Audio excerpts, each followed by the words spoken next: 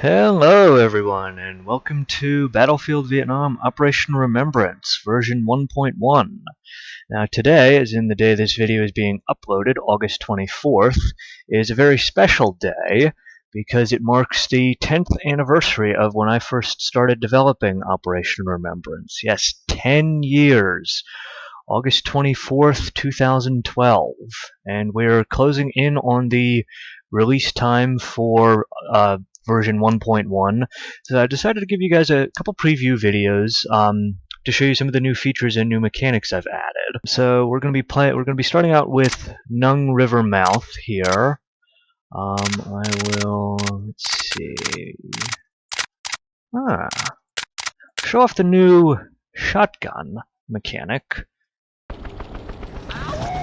So here we go. And you can hear new sound effect for the Hueys, much nicer than the original sound that was in V1.0. I did add back the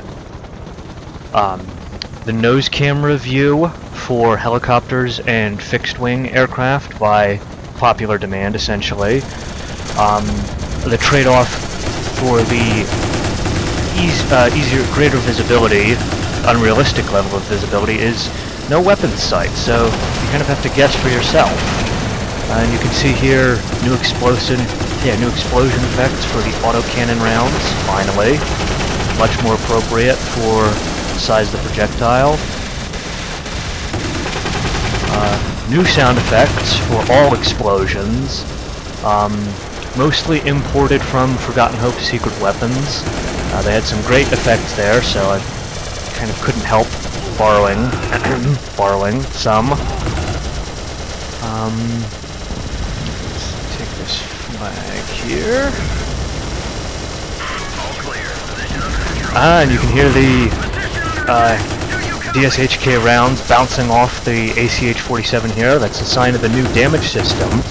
The armed version of the Chinook is now also armored against up to 50 caliber weapons fire, meaning 50 caliber machine guns will be unable to damage it. Pretty much the only thing that can take it down is the Russian 14.5mm machine guns and anti-aircraft autocannons, and any RPG gun that's lucky enough to hit it. We take this flag again, and I'm going to go in on the ground now. So, new shotgun mechanic. Anyone who's played the V1.0 of Operation Remembrance will remember that the shotguns in there, the way they work is you start out with buckshot, and if you right-click, you'll switch to a version that fires slug rounds, which you only get one projectile per shot, but it's more powerful. So the new mechanic is your primary weapon is the shotgun with slugs, and you can, if I could not die there. That was unfortunate timing.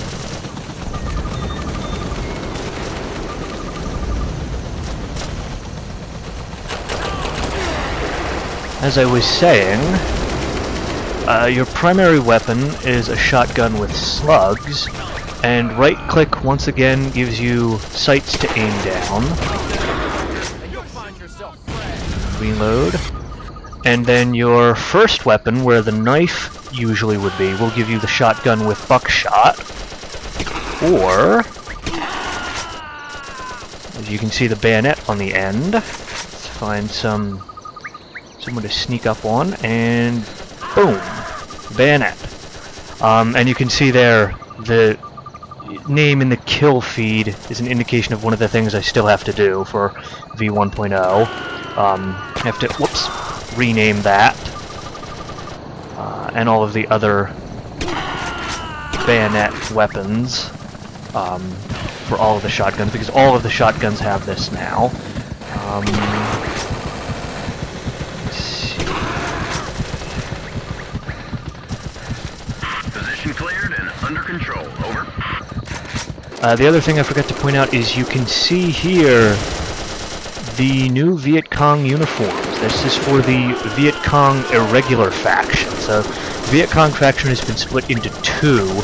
the irregulars and the main force, which have tan uniforms. And there's another glitch, missing texture for the flamethrower tanks. The kit version, at least. And new flamethrower effect, so...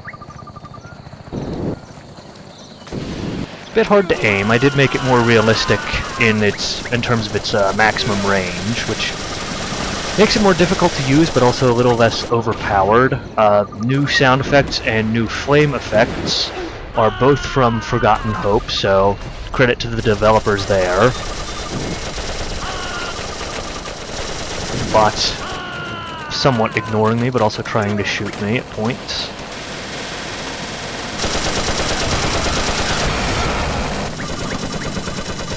You see the bots are being vicious with artillery up on that hill over there. Let's go for the rifle. You see a lot of heavy fire from the Viet Cong machine guns. I haven't changed anything in regards to how they use the machine guns, but for some reason it feels like they're using them a lot more aggressively on this map now. As I was saying, new sound effect for the M16, much nicer than the one before.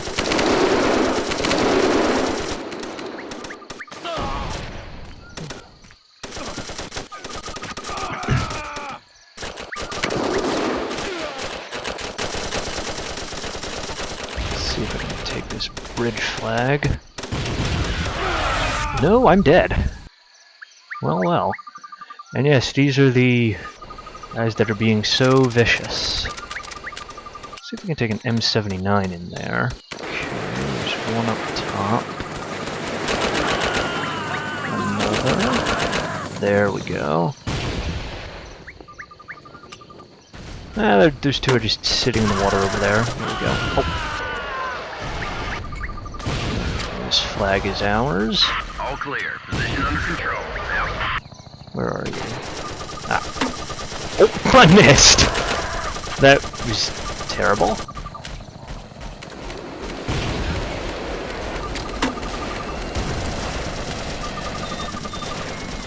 See them all crowding up on the hill there.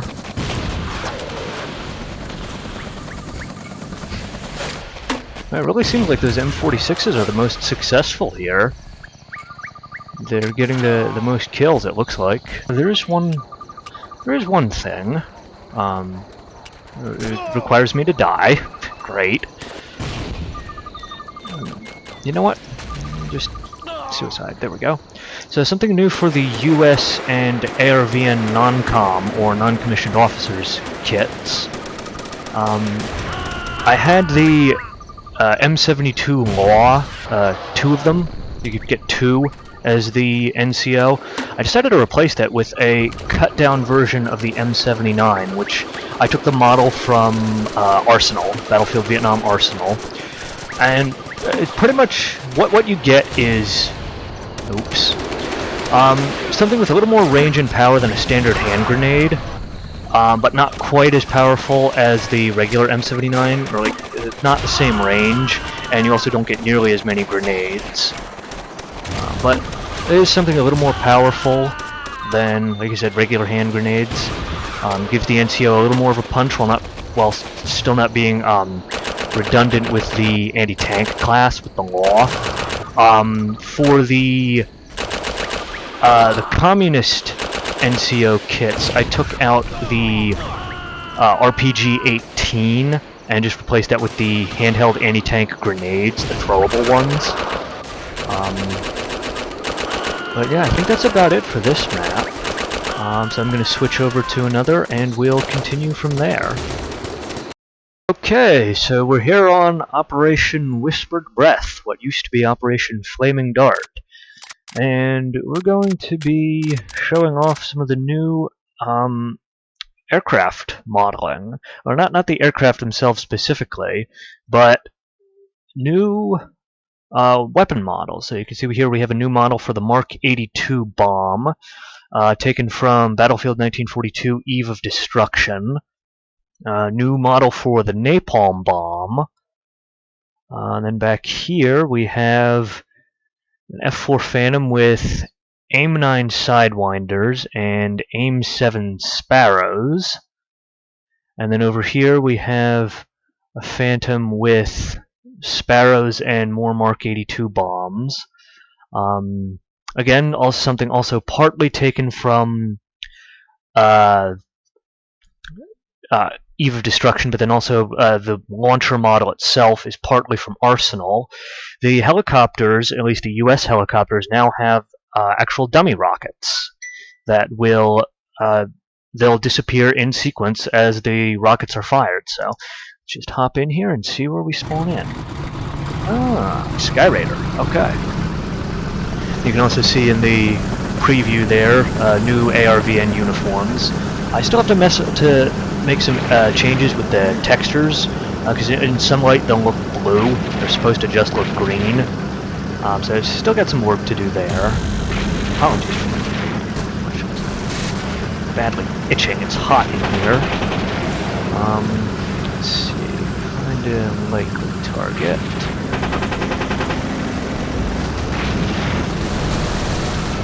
Let's just go for it. You see some new explosion effects there. Whoa. Someone's strafing with an autocannon. I've got MiG-21. So yeah, let's show off some of the new armor impact effect. You can get a tank. Oh, hello. Hello. So this is one of the new effects.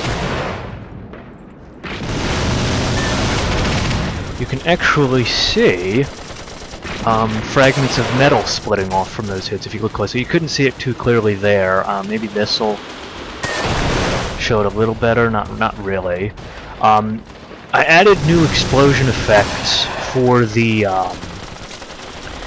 or new armor impact effects. They're taken from Forgotten Hope, but also what I did is for certain effects I combined the regular armor impact effect with explosions, like for high explosive anti-tank rounds that would have both an explosion effect and the shrapnel.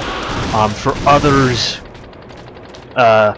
like tank guns that fire solid armor-piercing projectiles, it's just the shrapnel effect, no explosion.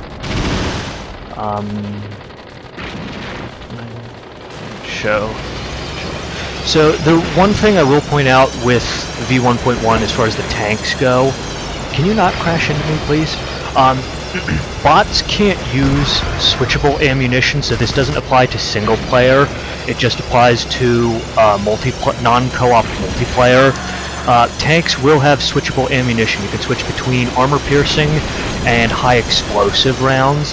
And when you're in multiplayer in a tank, you'll have an indicator on, when you're in this view where you can see your tank reticle, you'll have an indicator on the left side of your screen that shows you which ammunition type you're firing. You took that from Forgotten Hope Secret Weapons, so they created the original mechanic for that, and then I made some edits to it to make it work better for what I was trying to do. But for single player, essentially you have one gun that fires both armor-piercing and high-explosive rounds at the same time, just because, like I said, bots can't use switchable ammunition, so they would never, they'd be stuck using, there would be times where they'd be stuck using an inappropriate round for the target they're engaging. They could be engaging a tank with high-explosive, or infantry with a non-explosive armor-piercing round, and they just don't work, especially with the new damage system. A high explosive round, unless it's a high explosive anti-tank round, just plain high explosive, it really won't do anything against vehicles with any kind of armor. You need a dedicated anti-tank round for that. You can hear the hits from the new RPG, or the new armor effects. Changed up the damage system quite a lot. As you can see, some of those RPGs hit me, and just because of the angle they were at, they basically did nothing at all. So hitting your target at with the right weapon and at the right angle is really, really important. Because if you hit your target at the wrong angle, even if it's with the right weapon, if you hit it at the wrong angle, yes, you'll do some damage, but really not much at all, as you just saw there with those RPGs that kept hitting me. Some of the damage system isn't fully programmed. There's some bugs and cleanup that has to be done. Overall, it's mostly done. New explosion sound effect there. I'm going to have 4 people. I have 4 people I picked out. 3 from the Hello Clan community, and then my YouTuber buddy Tantu from Australia, who will be doing play testing before V1.1 comes out. So basically where 1.1 is at right now is the majority of the coding and programming is done. An RPG took me out there. It just needs some fixes. Fixes, debugging, smooth out some things. The 30 maps that came with V1.0 are almost all ready to go. Actually, this is the only one that still needs some changes. I don't have any of the new maps finished yet. There are going to be 30 more. So my plan is my playtesters will be getting Operation Remembrance V1.1 as it stands now the same day this video comes out. And then during the time it takes me to do those extra 30 maps, they'll play it and test it and see if there are any changes they think should be made, so that you guys can have a good experience when the whole thing comes out. Is there anywhere where I can grab it? Oh, I hear one. There it is. Oh, and you can also see I decreased the rocket launcher ammunition count. That's because rocket launchers in general are more powerful against armor. But here you can see I changed the AK-47 sight to something that's more accurate. A couple people complained about that in the way it looked in V1.0, and I agree with them. It didn't look quite right, but that was the best I had at the time. But then I was able to do something a little better. But let's see if we can take out this PT-76 with the RPG-2. Or he's going to beat us to it with a rifle grenade. Nope, he missed. I got a hit. See if we can flank him, hit the side armor. And yeah, like I said, if you can hit it at a 90-degree angle, that's even better. Like that. You'll do more damage than if you hit at a sharper angle. Let's get up in the Me-4. And I know at least one person complained about the machine gun in the Me-4, so they said that it wasn't powerful enough. So I did change it from just a regular machine gun to an actual autocannon. So it does a lot more damage, and it's a little more forgiving if you don't quite hit your target with 100% accuracy. You can still do damage, as you see there. I'm not directly hitting these guys, but I'm still killing them. And yes, with the autocannon rounds, they will still go flying, unfortunately. SA-2 just shot me down. The physics on that aren't the greatest, and unfortunately, I don't think there's much I can do there. Yeah, let's take a look at the new one of the new Phantoms. So this is the Bravo model F4 or F4B, which has an M61 Vulcan gun pod underneath, 4 AIM-9 Sidewinders for the pilot, and then 4 AIM-7 Sparrows for the co-pilot. As you can see, it's pretty good at strafing. Oh, another thing I should talk about while I'm in an aircraft is I did change the ammunition and repair mechanics for all of the aircraft, so now you can only repair and rearm an aircraft if you're playing on the team. If you go to... yeah. Essentially what it is the US team has a helicopter pad model, a landing pad model, and so do the communist forces. And in order to get a helicopter repaired, you have to be on the right team, and the aircraft you're flying has to be on that team as well. So you have to be, for example, you have to be North Vietnamese flying a Me-4 landing at a North Vietnamese helipad in order to repair or rearm your helicopter. Same with US. You have to be US flying, say, a Huey, landing at a U.S. helipad to repair or rearm it. And the same goes for fixed-wing aircraft. The difference is that there's no physical model. It's basically just where the runway is for that particular type of aircraft. As you can see here, I can't reload or repair my Phantom over the MiG-21 runway, but the MiG-21 would be able to repair there. The MiG-17 would be able to repair if it got off the ground.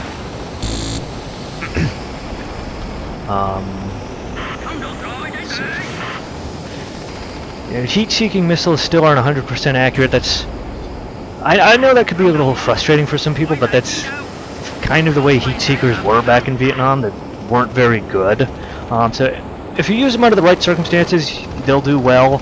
And I might even tweak them a little bit to make them more accurate, just so they're actually useful and not basically useless.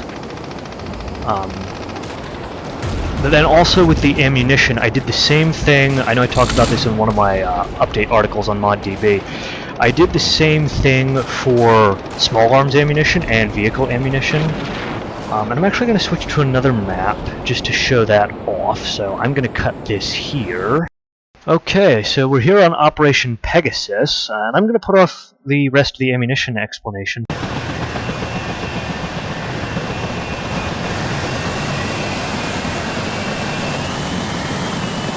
This particular version, as you can see on screen, is armed with 5 AGM-12 bullpup guided missiles. So if I can find a suitable target, I'll engage it and show that off. Let's see, fire. You can see it there. New model for the bullpup. Visually accurate one. It actually looks like the real bullpups did. I did that for all of the missiles. They don't just use that same generic model that they did in V1.0.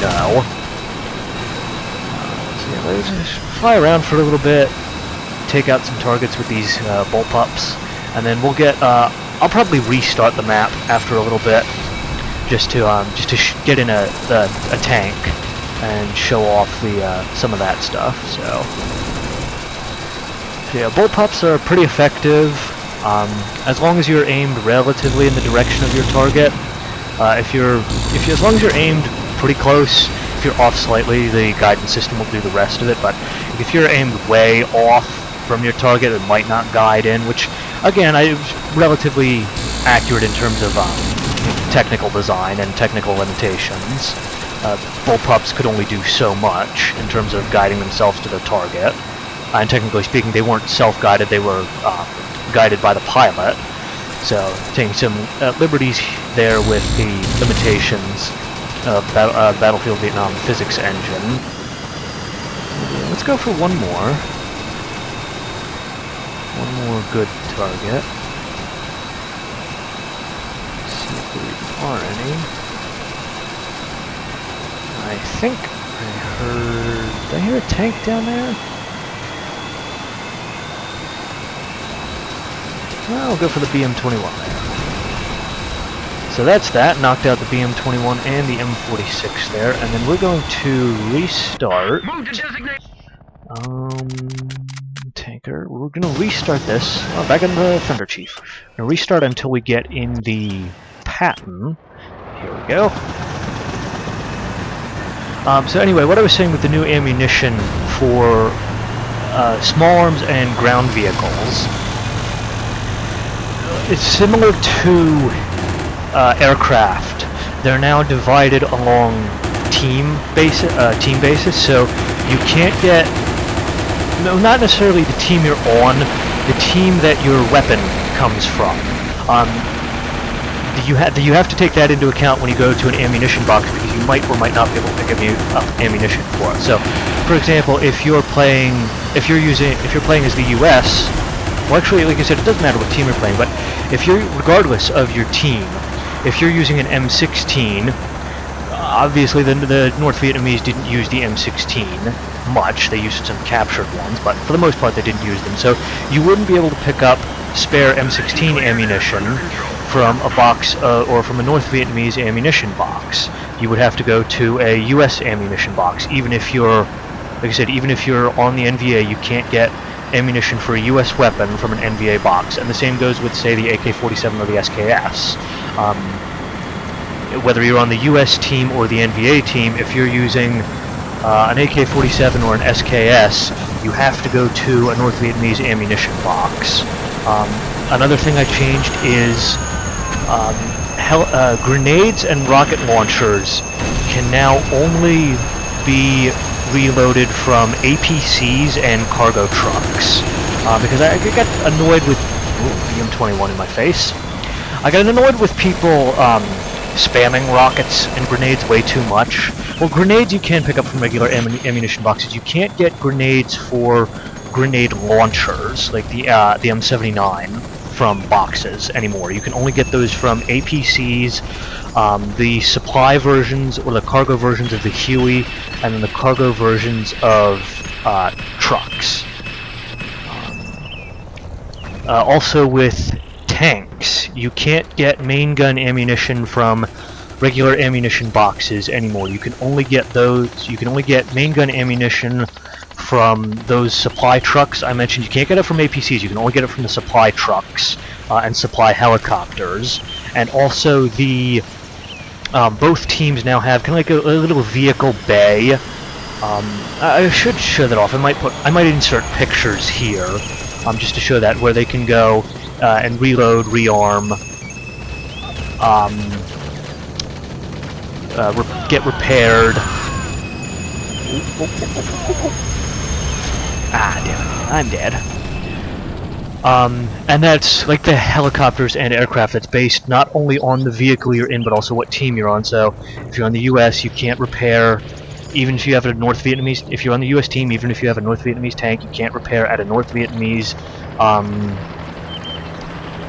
vehicle bay. But you also have to consider that if you're using a North Vietnamese tank, for example, the US didn't use them, so they wouldn't have the parts to repair them, so you can't take it to a US vehicle bay to get repaired either. You can only repair a US vehicle as a member of the US team at a US base, and same goes for the NVA. You can only repair an NVA vehicle at an playing as a member of the NVA team at an NVA vehicle bay.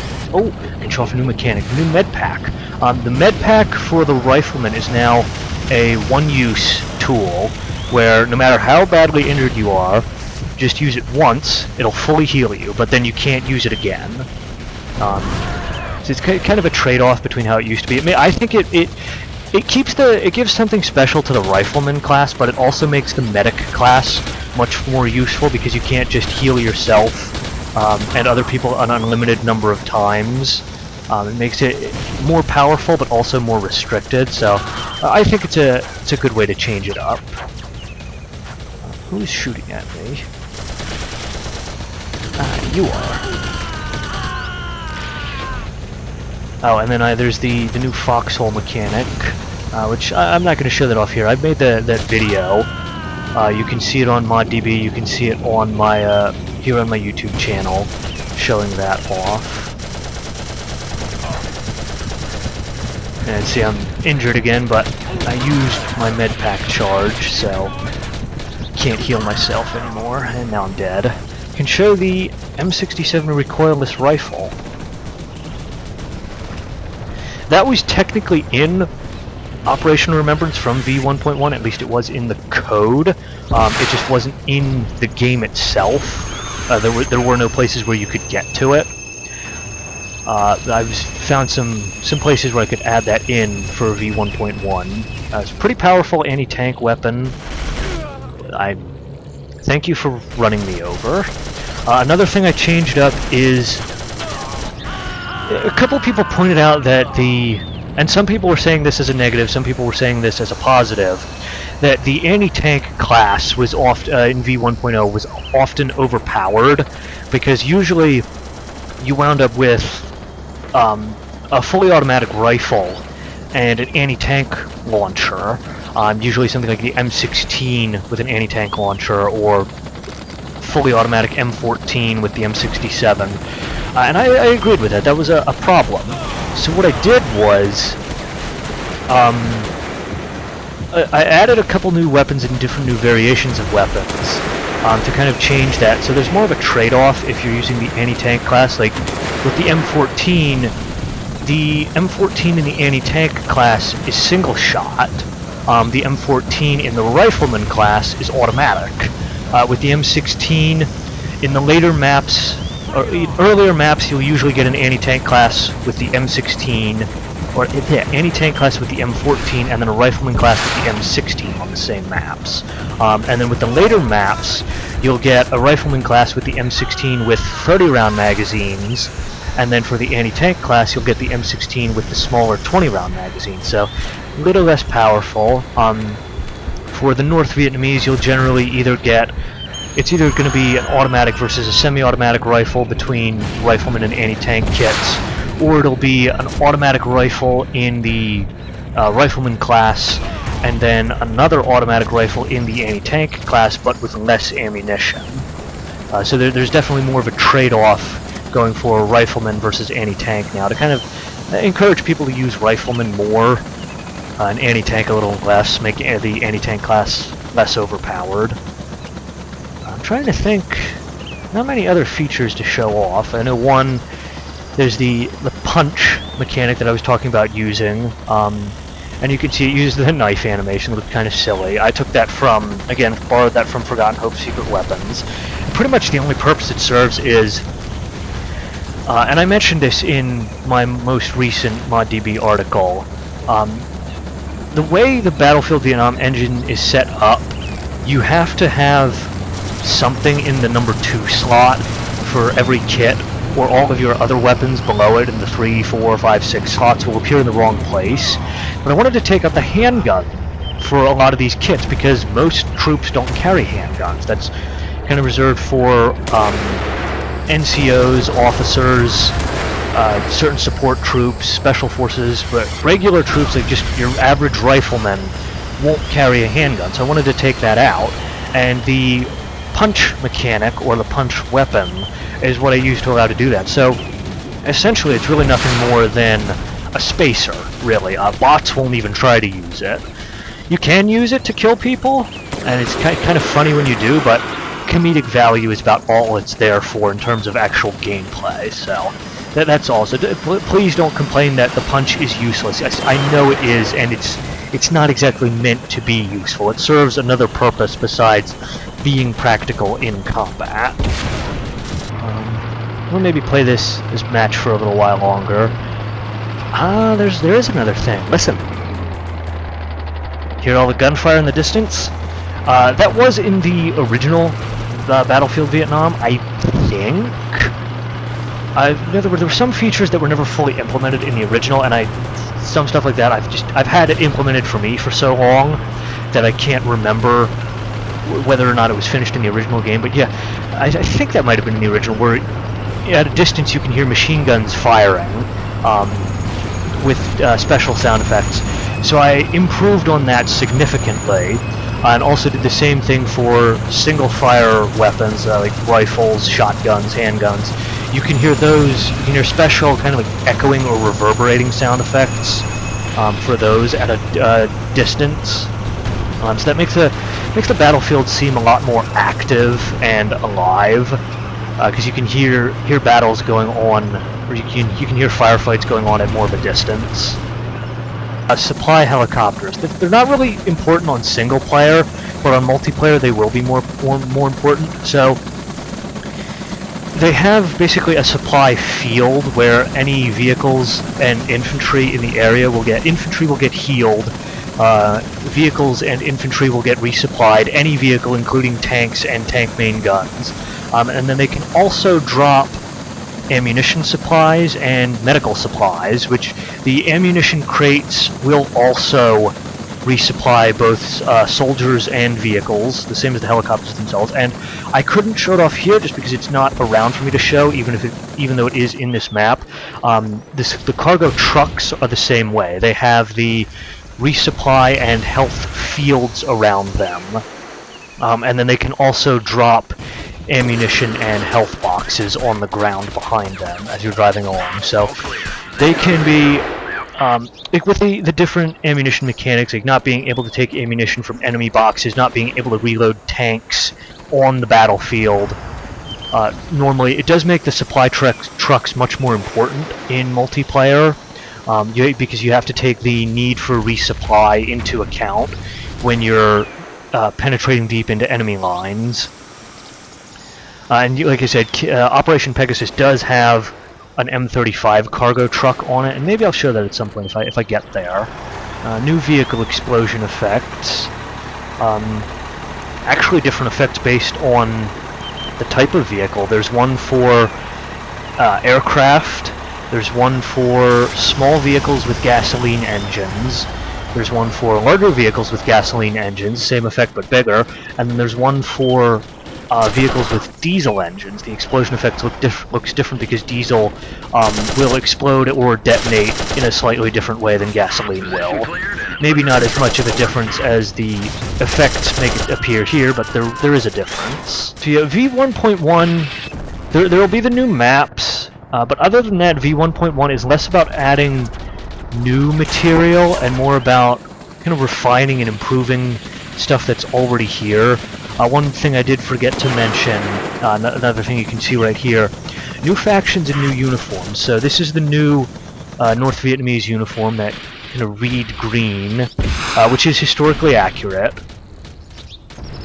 Oh my, I almost died.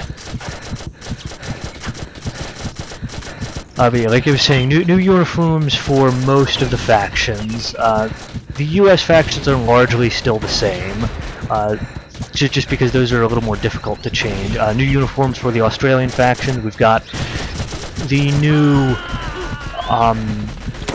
South Vietnamese Popular Force that I showed off in the video Outpost Red Haze. You can see them. So this is the M35 cargo truck. As you can see, it only carries 2 people, but it has crates of supplies on the back. If I can jump up on here, I'll show you. Ooh, glitchy. Come on, let me up. There we go. Yeah, you can see the supply crates here. And they get dropped out the back on the ground. Overall, my feelings towards V1.1, it's definitely, like I said, not much material added, but I feel like it's a much more refined mod, much more polished. It's a lot more fun to play. There are times where some of the changes are so significant that they make it feel like more material has been added than actually has been, which in my opinion is a good thing. It's always good to feel like you've got as much new content as possible. But yeah, I think that's probably going to do it, guys. So I don't have an estimated, not much of an estimated release date for when this will come out. I'm hoping maybe October. It depends on how long it takes me to get the other maps finished. That all depends on how easily that works, how well the bots work on the new maps, how much time I have to work on everything. But overall, I would be happy with an October release date. And the other thing is, it also takes. You also have to consider how long it's going to take my play testers to fully test everything, how long it'll take me to implement any changes they think are needed or that they would recommend. Yeah, I'm hoping October. It'll be a full 60 maps. All the new features I've shown off here. Maybe a few more. There might have been some things I missed. But for the most part, I think that's about it. So, yeah, guys, I think that'll... yeah, new models for the landmines, including new textures. But I think that'll about do it for this little update video. So, hope you guys enjoyed it. Hope you guys are enjoying V1.0 of Operation Remembrance, such as it is. And I hope you enjoy V1.1 when it comes out in hopefully the next month or two. So, I'll see you guys later.